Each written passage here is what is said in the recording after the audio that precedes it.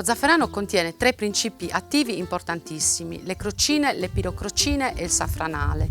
Le crocine sono quelle che danno il potere colorante allo zafferano, le pirocrocine sono quelle che danno il potere amaricante e il safranale è l'aroma dello zafferano, è il suo potere aromatizzante.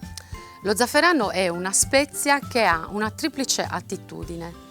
È una pianta aromatica, quindi che può essere usata in cucina per la preparazione dei piatti, è un officinale perché ha proprietà medicamentose ed è una pianta tintoria. Ha diverse doti, è un ottimo, per esempio, depurativo.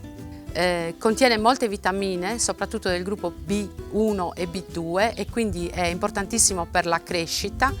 È una spezia che aiuta nella digestione. Infatti molti liquori digestivi contengono lo zafferano, ha proprietà sedative, disintossicanti e antinfiammatorie.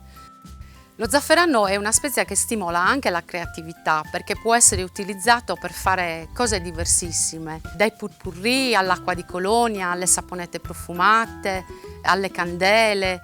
Ci si può veramente sbizzarrire con questa spezia.